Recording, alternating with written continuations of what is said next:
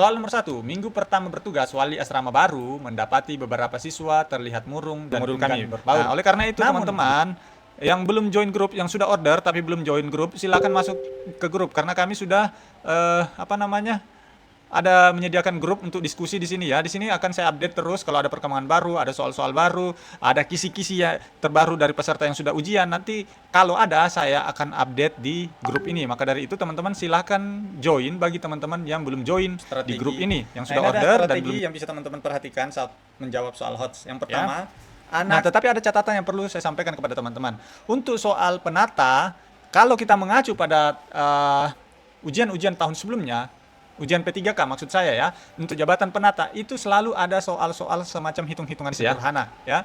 Nah, karena untuk soal P3K itu ada 4 jenis soal ya, kompetensi teknis yang tadi yang sudah kita susun di modul, ada kompetensi manajerial ya, ada kompetensi sosiokultural, ada wawancara. Nah, ini semuanya. Kalau kemarin kita bahas tentang wali asuh, malam ini kita bahas khusus tentang wali asrama. Sebenarnya sih pada prinsipnya, pada dasarnya soal-soal dari penata layanan operasional untuk wali asrama maupun wali asuh itu agak mirip-mirip. Kenapa? Karena memang materi pokok yang diberikan oleh Kementerian Sosial yang ini memang dijadikan satu ya. Ini operator ya, coba kita ganti menjadi penata layanan operasional. Nah, ini ya. Kalau teman-teman lihat di sini untuk penata layanan operasional, wali asuh maupun wali asrama sama-sama memiliki materi pokok seperti ini. Jadi, kurang lebih soal-soalnya pasti mirip-mirip. Nah, adapun untuk soal-soal yang kami susun di sini ya, itu sudah disesuaikan dengan materi pokok yang dikeluarkan oleh Kemensos, lalu juga disesuaikan oleh pengumuman Kemensos 1996 nomor 1 KP 010106/2026 tentang seleksi P3K Tenaga Kependidikan Sekolah Rakyat 2026. Jadi tidak lari dari kisi-kisi, tidak keluar, tidak melenceng kemana-mana. Strike pada aturan, strike pada kisi-kisi, sehingga belajar teman-teman itu tidak perlu meraba-raba lagi. Nah, tetapi ada catatan yang perlu saya sampaikan kepada teman-teman.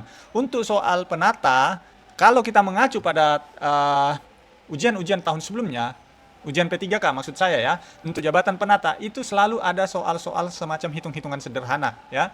Nah, boleh jadi kalau memang tim pembuat soal untuk soal penata layanan operasional ini juga masih mengacu di tahun 2024 ya, untuk seleksi P3K 2024, kemungkinan akan ada soal-soal hitungan sederhana mirip SKD, mirip TIU lah seperti itu ya, hitungan deret seperti itu. Nah, untuk mengantisipasi hal itu ya, untuk mempelajari seperti itu, saya juga menyiapkan untuk teman-teman gratis basic TIU ya, soal tryout SKD. Nanti teman-teman boleh latihan di situ juga untuk mengasah, tapi jangan difokuskan ke situ. Kalau toh pun ada keluar soal-soal hitungan, mungkin tidak sampai 10 soal ya dari 90 soal teknis ya. Jadi tidak usah terlalu fokus ke situ, fokuskan ke materi pokok yang sesuai dengan yang diajarkan oleh yang dikeluarkan oleh Kemensos ini ya.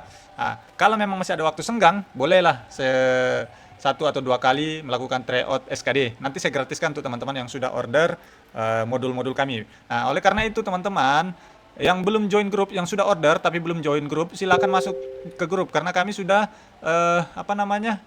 ada menyediakan grup untuk diskusi di sini ya. Di sini akan saya update terus kalau ada perkembangan baru, ada soal-soal baru, ada kisi-kisi ya terbaru dari peserta yang sudah ujian. Nanti kalau ada saya akan update di grup ini. Maka dari itu teman-teman silahkan join bagi teman-teman yang belum join di grup ini, yang sudah order dan belum join di grup ini silahkan join. Cara joinnya di grup ini saya sudah pada Google Drive. Ketika teman-teman order, nanti teman-teman tinggal join ke grup itu ya. Kalau kesulitan join, silakan chat admin ketika teman-teman order modul kami ya. Oke, kita bahas langsung untuk penata layanan operasional jabatan wali asrama. Nah, di sini teman-teman kalau soal ini ada 100 soal ya. Ada 100 soal di sini ya. Teman-teman bisa pelajari, sudah disusun dengan baik. Oh ya, sebelum lupa, ini juga sering saya lupa. Teman-teman jangan hanya fokus pada soal kompetensi teknis ya. Karena untuk soal P3K itu ada 4 jenis soal ya. Kompetensi teknis yang tadi yang sudah kita susun di modul, ada kompetensi manajerial ya, ada kompetensi sosiokultural, ada wawancara. Nah, ini semuanya berbeda metodenya. Kalau kompetensi teknis bobotnya itu benar 5 salah 0. Kompetensi manajerial benar ada pilihan jawabannya A sampai D. Kalau jawaban yang paling tepat poinnya 4, kalau jawaban dan paling rendah nilainya 1 Ya, seperti itu. Begitu juga wawancara maupun sosiokultural. Nah, untuk soal manajerial sosiokultural dan wawancara, saya juga memberikan 5 paket gratis untuk teman-teman yang sudah order bersama dengan tryout-nya saja. Nah, bagaimana teman-teman yang belum order tryout-nya? Ya, silakan di order tryout-nya, nanti teman-teman akan dapatkan soal-soal ini juga. Jadi ada 5 paket tryout manajerial sosiokultural wawancara plus 1 paket soal teknis yang bisa teman-teman pelajari. Oke, kita langsung saja. Nah, teman-teman, sebelum melangkah ke soal, ada poin-poin penting yang wajib teman-teman ingat ketika nanti berhadapan dengan soal yang berkaitan dengan kajian awal layanan operasional. Nah, poin penting yang harus diingat yang pertama, yaitu kumpulkan data terlebih dahulu. Observasi non-intrusif, wawancara bertahap, dokumentasi sebelum melakukan pengambilan kesimpulan dari suatu masalah. Yang kedua, hindari reaksi ekstrim, misalnya interogasi massal, sanksi secara kolektif, ya, menuduh sepihak atau membiarkan tanpa tindakan. Ya. Terus yang ketiga, terapkan asas praduga tak bersalah dan jaga kerahasiaan identitas korban atau saksi dalam kasus sensitif. Ya.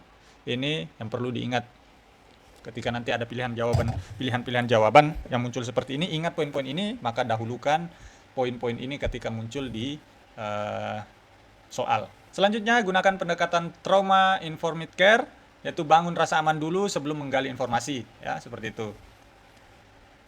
Terus, untuk indikasi serius seperti kekerasan, zat terlarang, kesehatan mental, libatkan tenaga profesional sejak kajian awal ketika menghadapi kasus-kasus seperti itu, ya. Terus, selanjutnya sumber data paling valid adalah kombinasi observasi, dokumentasi, wawancara, plus data administrasi. Ini kombinasi yang paling valid untuk melakukan kajian awal. Nah, kita langsung pada contoh soalnya. Di sini saya langsung menyiapkan jawaban saja ya, karena kita mau langsung menjelaskan saja, tidak perlu semacam kuis. Nanti kalau kuisnya atau menjawab soalnya, kalian bisa lakukan di tryout masing-masing ya, atau di modul masing-masing. Soal nomor 1, minggu pertama bertugas, wali asrama baru mendapati beberapa siswa terlihat murung dan enggan berbaur. Namun, belum ada laporan resmi apapun. Langkah kajian awal yang paling tepat adalah A. Langsung memanggil seluruh siswa yang terlihat murung untuk diinterogasi satu persatu. B. Melakukan observasi non-intrusif, mencatat pola perilaku, dan menggali informasi dari wali asuh serta teman sebaya secara bertahap. C. Melaporkan langsung ke kepala sekolah rakyat tanpa data pendukung. D. Mengabaikan kondisi tersebut karena belum ada laporan resmi. E. Mengumpulkan seluruh orang tua untuk rapat besar membahas kondisi psikologi anak. Kunci jawabannya di sini ya, jawabannya adalah B. Kajian awal menuntut pengumpulan data secara sistematis sebelum menyimpulkan ya. Jadi di sini teman-teman, kalau ingat tadi ya, kenapa tidak jawaban A? Karena ini terlalu ekstrim ya. Hindari di sini, padahal kita sudah sepakat tadi di awal, hindari reaksi yang ekstrim. Kalau langsung memanggil seluruh siswa yang terlihat murung tersebut lalu diinterogasi satu persatu, itu tindakan yang terlihat sangat ekstrim. Melapor langsung ke kepala sekolah rakyat tanpa data pendukung ini lebih-lebih salah, tidak ada data pendukung terlebih dahulu, padahal tugas dari wali asrama yaitu mengumpulkan data-data yang valid ya, seperti itu. Nah, mengabaikan kondisi tersebut karena belum ada laporan resmi. Nah, kalau ada soal-soal seperti ini, pilihan jawaban seperti ini ada kata-kata mengabaikan ya, atau membiarkan, ya itu pasti jawaban yang salah, jangan dipilih. Mengumpulkan seluruh orang tua untuk rapat besar membahas kondisi psikologi anak, ya seperti itu. Karena tidak mesti harus langsung mengumpulkan orang tua. Jika memang dalam kondisi yang darurat atau ada yang memang harus dibicarakan kepada orang tua, barulah dipanggil orang tua, seperti itu ya. Nah, jadi ingat kata kunci ini ya teman-teman.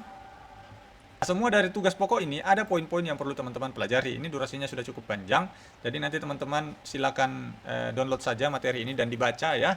Nah, nanti jadi bahan belajar teman-teman juga sebelum ujian. Nah, ini ada strategi yang bisa teman-teman perhatikan saat menjawab soal HOTS. Yang pertama, anak selalu diutamakan ya. Keselamatan, kerahasiaan, dan hak anak adalah prinsip yang mengalahkan pertimbangan lain di hampir semua kasus. Jadi kalau ada yang membenturkan pilihan jawaban A dan B, maka pilih jawaban anak selalu diutamakan. Utamakan apa? Utamakan keselamatannya, kerahasiaannya, dan hak-hak anaknya. Ya, itu. Terus yang kedua, perlu diingat, dalam melakukan kajian perlu ada data dulu, baru disimpulkan. Jawaban benar selalu berbasis observasi, verifikasi bertahap, bukan tuduhan, bukan asumsi, dan tindakan instan. Ya. Jadi kalau menemukan pilihan jawaban yang sifatnya menuduh, sudah pasti salah. Kalau menemukan pilihan jawaban sifatnya asumsi, sudah pasti salah. Seluruh jawaban yang benar selalu berbasis observasi dan verifikasi yang bertahap. Nah, selanjutnya yang ketiga, nah ini perlu teman-teman ingat. Kalau di pilihan jawaban ada kata langsung, seluruh, mengabaikan, permanen, atau hukuman fisik. Nah, itu semua adalah opsi-opsi yang salah. Kalau di pilihan jawabannya ada kata-kata seperti ini, udah langsung coret, coret, coret, pilih jawaban yang lain. Nah, seperti itu. Nah, selanjutnya ikuti siklus PDCA. PDCA itu plan, do, check, dan action. Kalau di bahasa Indonesia kan kajian awal, rencana, penyiapan, pelaksanaan, evaluasi. Ya, seperti dengan kisi-kisi sini. Terus prosedur berjenjang, tangani sendiri dulu, jangan langsung melangkah mendapati masalah yang sifatnya bisa diselesaikan sendiri langsung kayak tadi memberi opsi memanggil orang tua langsung atau melaporkan ke atasan, langsung melapor ke kepala sekolah. Jadi prosedurnya harus berjenjang, tangani sendiri dulu sesuai kewenangan, lalu rujuk berjenjang ke profesional, pihak berwenang jika diperlukan, bukan langsung lompat ke eskalasi tertinggi atau bahkan diam saja, ya, seperti itu. Prosedurnya harus berjenjang. Selanjutnya profesional dan akuntabel. Ikuti regulasi ya, jalur resmi dan nilai ASN berakhlak, bukan tindakan sepihak, informal atau demi menjaga citra semata. Ya, ini kalau teman-teman ingat ini, poin-poin ini saya rasa untuk menjawab soal-soal P3K kali ini nanti teman-teman akan cukup mudah menjawabnya ya. Ditambah lagi saya sudah menyiapkan soal-soal manajerial, sosiokultural, wawancara yang bisa teman-teman dapatkan di tryout. 5 paket soal, tidak main-main, itu semua free untuk teman-teman yang sudah order tryoutnya.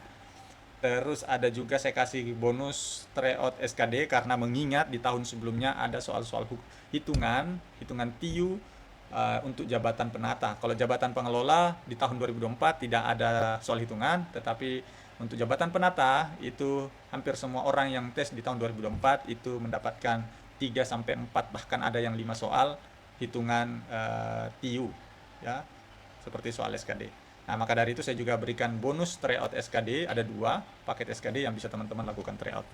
Oke, saya doakan teman-teman yang nonton video ini bisa lulus semua dan bisa menjadi P3K di tahun 2026 ini. Amin ya rabbal alamin.